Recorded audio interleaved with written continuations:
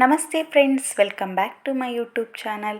Please video ಇಷ್ಟ ಆದರೆ like ಮಾಡಿ, ಶೇರ್ ಮಾಡಿ, ಕಮೆಂಟ್ ಮಾಡಿ, ಸಬ್ಸ್ಕ್ರೈಬ್ ಮಾಡಿ, ಸಪೋರ್ಟ್ ಮಾಡಿ.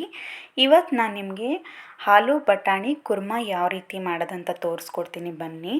ಮೊದಲಿಗೆ ಒಂದು ಪಾತ್ರೆ ತಗೊಳ್ಳಿ. ಪಾತ್ರೆಯಲ್ಲಿ ಒಂದು ದೊಡ್ಡ ಬೌಲಷ್ಟು ಹಸಿ ಬಟಾಣಿ ಬಳಸಿದ್ದೀನಿ. ಇಲ್ಲಾಂದರೆ ನೀವು ಒಣ ಬಟಾಣಿನ ನೆನೆಸಿ ಬಳಸ್ಬೋದು. ನಂತರ ಇಲ್ಲಿ 4 ದೊಡ್ಡ ಗಾತ್ರದ ಆಲೂಗಡ್ಡೆನ ಬಳಸಿದ್ದೀನಿ. ಸಿಪ್ಪೆ ತೆಗೆದಂಥ ಆಲೂಗಡ್ಡೆ ಮೀಡಿಯಮ್ ಆಗಿ ಕಟ್ ಮಾಡ್ಕೊಂಡು ಹಾಕ್ಕೊಂಡಿದ್ದೀನಿ. ಇದನ್ನು ಕಟ್ ಮಾಡಿದ ತಕ್ಷಣ ನೀವು ನೀರಲ್ಲಿ ಹಾಕಿ, ಇಲ್ಲಾಂದರೆ ಅದು ಕಂದು ಬಣ್ಣ ಬರುತ್ತೆ. ಇಲ್ಲಿ 1 ಚಮಚ ಉಪ್ಪನ್ನು ಕೂಡ ಸೇರಿಸಿದ್ದೀನಿ. ನಂತರ ಒಂದು ಅರ್ಧ ಚಮಚದಷ್ಟು ಅರಿಶಿಣ ಸೇರಿಸಿದ ನಂತರ ನೀರನ್ನು, ಇದು ಮುಳುಗುವಷ್ಟು ನೀರನ್ನು ಸೇರಿಸಿದ ನಂತರ ನೀವು ಸ್ಟವ್ ಮೇಲೆ ಇಟ್ಟು ಇದನ್ನು ಬೇಯಿಸ್ಕೊಳ್ಳಿ ಚೆನ್ನಾಗಿ.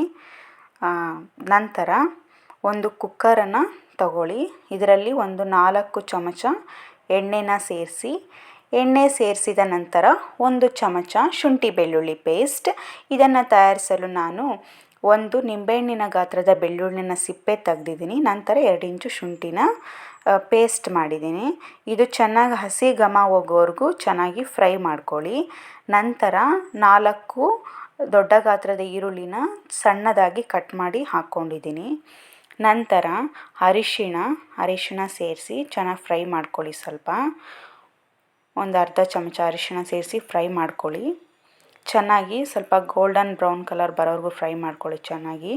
ನಂತರ ಹಸಿ ಮೆಣಸಿನ್ಕಾಯಿ 1-2, ಸ್ವಲ್ಪ ರುಚಿಗೆ ತಕ್ಕಷ್ಟು ಉಪ್ಪು, ಇದನ್ನು ಕೂಡ ಸೇರಿಸಿದ್ದೀನಿ. 1 ಚಮಚ ಧನಿಯಾ ಪುಡಿ, ಅರ್ಧ ಚಮಚ ಗರಂ ಮಸಾಲ, ಇದನ್ನು ಕೂಡ ಸೇರಿಸಿ ಚೆನ್ನಾಗಿ ಫ್ರೈ ಮಾಡ್ಕೊಳ್ಳಿ. ಚೆನ್ನಾಗಿ ನೋಡಿ, ಈ ರೀತಿ ಚೆನ್ನಾಗಿ ಫ್ರೈ ಮಾಡ್ಕೊಳ್ಳಿ. ಫ್ರೈ ಆದ ನಂತರ 4 ಟೊಮೆಟೊನ ಪೇಸ್ಟ್ ಮಾಡಿದ್ದೀನಿ. ಇದನ್ನು ಕೂಡ ಸೇರಿಸಿ ಸ್ವಲ್ಪ ಅಚ್ಚ ಖಾರದ ಪುಡಿ ಸೇರಿಸಿ ನೋಡಿ ಚೆನ್ನಾಗಿ ಫ್ರೈ ಮಾಡ್ಕೊಳ್ಳಿ. ಇಲ್ಲಿ ಟೊಮೆಟೊ ಅಲ್ಲಿರೋ ನೀರೆಲ್ಲ ಹೋಗಿ ಚೆನ್ನಾಗಿ ಗ್ರೇವಿ ಚೆನ್ನಾಗಿ ಫ್ರೈ ಮಾಡ್ಕೊಳ್ಳಿ. ನಂತರ ಇಲ್ಲಿ ನೋಡಿ ಆಲೂಗಡ್ಡೆ ಮತ್ತು ಬಟಾಣಿ ಬೆಂದಿದೆ. ಇದನ್ನು ಒಂದು ಪಾತ್ರೆಗೆ ವರ್ಗಾಯಿಸ್ಕೊಳ್ಳಿ. ನೀರನ್ನು ಮತ್ತು ಇದನ್ನು ತರಕಾರಿನ ಸಪ್ರೇಟಾಗಿ ಮಾಡ್ಕೊಳ್ಳಿ. ಬಟಾಣಿ ಮತ್ತು ಆಲೂನ ನೋಡಿ ಈಗ ಚೆನ್ನಾಗಿ ಫ್ರೈ ಆಗಿದೆ. ಎಣ್ಣೆ ಎಲ್ಲ ಮೇಲೆ ಬಂದಿದೆ ನೋಡಿ ಗ್ರೇವಿ. ನೋಡಿ ಈ ಹಂತದಲ್ಲಿ ನಾವು ಒಂದು ಚಿಕ್ಕ ಬೌಲಷ್ಟು ಆಲೂ ಮತ್ತು ಬಟಾಣಿನ ಈ ರೀತಿ ಸ್ಮ್ಯಾಶರ್ ಸಹಾಯದಿಂದ ಸ್ಮ್ಯಾಶ್ ಮಾಡಿ ಸೇರಿಸಿ ಚೆನ್ನಾಗಿ ಫ್ರೈ ಮಾಡ್ಕೊಳ್ಳಿ. ಈ ರೀತಿ ಚೆನ್ನಾಗಿ ಗ್ರೇವಿ ಜೊತೆ ಫ್ರೈ ಮಾಡ್ಕೊಳ್ಳಿ.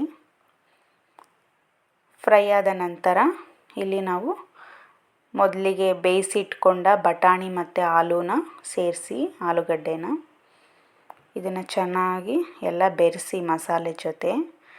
ನಂತರ ನಿಮ್ಗೆ ಎಷ್ಟು ನೀರು ಬೇಕೋ ಅಷ್ಟು ನೀರು ಆ್ಯಡ್ ಮಾಡ್ಕೊಳ್ಳಿ. ಸ್ವಲ್ಪ ಮಾಡ್ಕೊಂಡು ಚೆನ್ನಾಗಿ ಮಿಕ್ಸ್ ಮಾಡಿ ಚೆನ್ನಾಗಿ ನೋಡಿ ಸ್ವಲ್ಪ ಕುದಿಯೋದಕ್ಕೆ ಬಿಟ್ಬಿಡಿ. ನೋಡಿ ಚೆನ್ನಾಗಿ ಇದಾಗಿದೆ. ನಂತರ ಸ್ವಲ್ಪ ಕುದಿಯೋ ಹಂತದಲ್ಲಿ ನಾವು ಸಣ್ಣದಾಗಿ ಕಟ್ ಮಾಡ್ಕೊಂಡಿರೋ ಸ್ವಲ್ಪ ಕೊತ್ತಂಬರಿ ಸೊಪ್ಪು ಸೇರಿಸಿ ನೋಡಿ ಚೆನ್ನಾಗಿ ಕುದಿದಿದೆ. ಚೆನ್ನಾಗಿ ನೋಡಿ ತುಂಬ ಚೆನ್ನಾಗಿದೆ. ನೋಡಿ ಈಗ ಒಂದು ಸರ್ವಿಂಗ್ ಬೌಲ್ಗೆ ತೊಗೊತಾ ಇದ್ದೀನಿ ಎಲ್ಲ ಗ್ರೇವಿನ.